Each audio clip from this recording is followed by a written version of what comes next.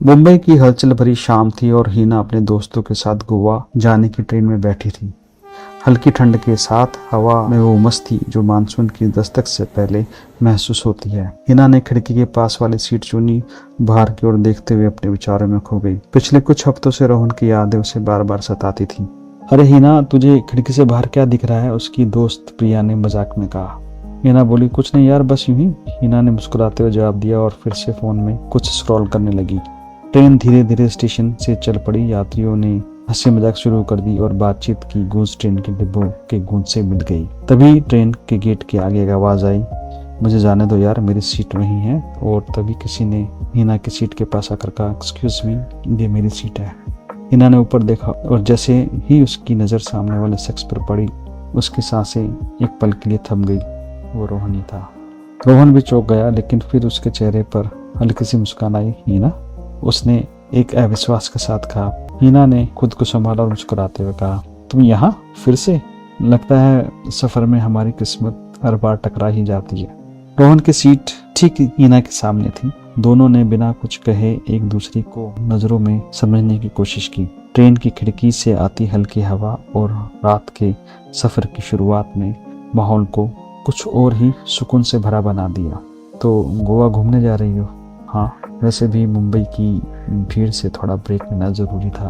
और तुम? मुझे भी कुछ काम है वहाँ, सोचा था इस बहाने थोड़ा घूम भी लूंगा। दोनों अब पहले से ज्यादा सहज महसूस कर रहे थे। आसपास के यात्री भी कभी कभी उनकी बातों को सुनकर मुस्कुरा देते थे। भैया, आपकी दोस्त तो बड़ी तेज है, बगल वाली सीट पर बैठे एक अंकल ने हंसते हुए कहा। रोहन और हिना दोनों हंस पड़े। वो हल्के फुल्के मजाक और नोकझोंक में खो गए थे। एक बार ट्रेन हल्की झटका खाकर रुक गई तो अचानक हिना का बैलेंस बिगड़ा और वो रोहन के कंधे से जरा सी टकराई।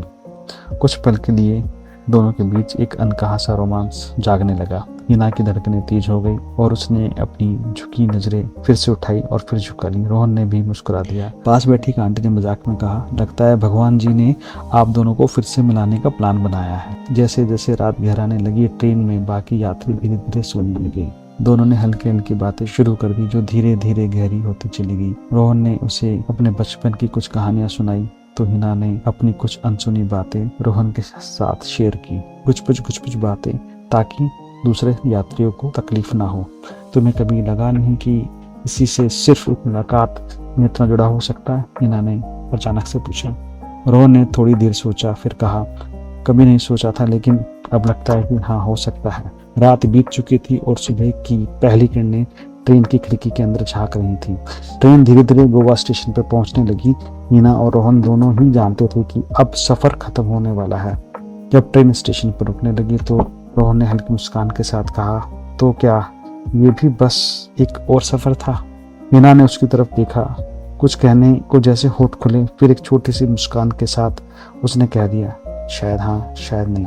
स्टेशन पे भीड़ थी, लेकिन दोनों के बीच फिर भी एक अनकही खामोशी थी। उन्होंने एक दूसरे से कुछ कहने की कोशिश नहीं की, लेकिन दोनों की आंखों में वो सवाल था, क्या हम फिर से मिलेंगे? कुछ पल के लिए दोनों एक दूसरे के सामने खड़े रहे और फिर बिना कुछ कहे, बिना किसी अलविदा के, दोनों अपनी अपनी दिशाओं में चले गए। पीछे मुड़कर देखने की हिम्मत किसी ने नहीं की, लेकिन दिल में कहीं ना कहीं ये यकीन था कि ये जुदाई भी शायद आखिरी नहीं।